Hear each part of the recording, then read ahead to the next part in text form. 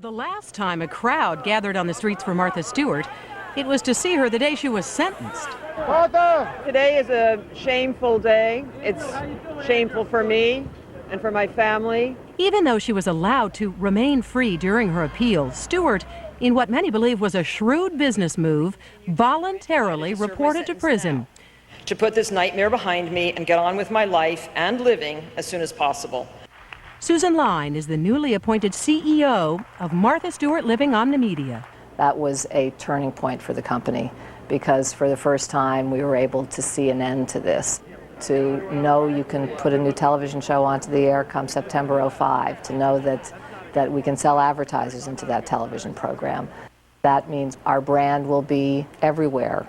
All of those things were really, really important, and all of them can be focused back to that one decision.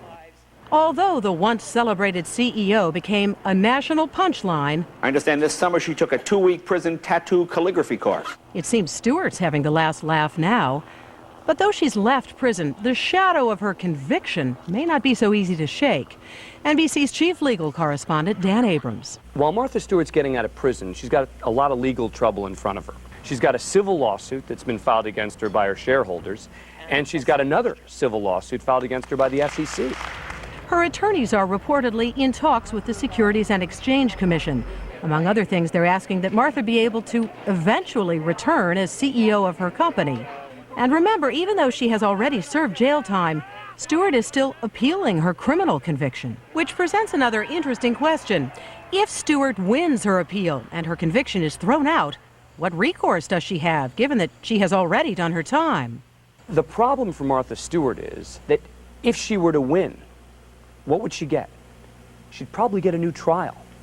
And so there'd be a real question as to whether she'd even want to go through that again. Whatever happens in the courtroom, Stewart's biggest challenge now will be in the court of public opinion. In the period of time that Martha's been away, the American public has had an opportunity to create their own Martha in their own imagination. And to the extent that the returned Martha disappoints them in their expectations, then she and her brand run the risk of suffering. Seth Siegel is a marketing expert who understands how companies keep their image pristine. She has to deliver on their expectations of her. She has to be the Martha of legend, which is she has to be the ultimate answer for all kinds of domestic arts, and she also has to be a Martha who doesn't disappoint them by any kind of bad behavior that they wouldn't like. For a while anyway, it'll be hard to gauge how much Martha has changed. For the next 5 months while she's under house arrest, she can only work outside of her home for up to 48 hours a week. Other than that, she can only leave for personal needs like doctor's visits. And she'll be closely monitored, wearing a decidedly unfashionable ankle bracelet like this one to keep track of her movements electronically. So for now, at least, there will be little glamorous nightlife for Martha Stewart. But perhaps she won't mind. She is, after all, a woman on a mission.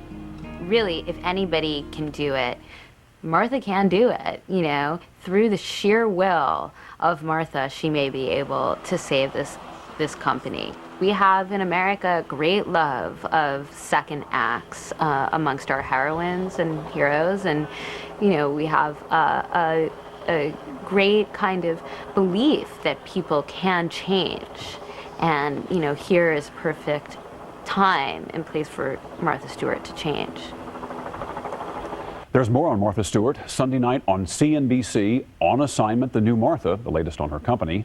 Also this weekend, Headliners and Legends Martha Stewart on MSNBC. And visit our website at dateline.msnbc.com. That's all for this edition of Dateline Friday. We'll see you again for Dateline Sunday at 7, 6 Central. I'm Stone Phillips, and for all of us at NBC News, good night.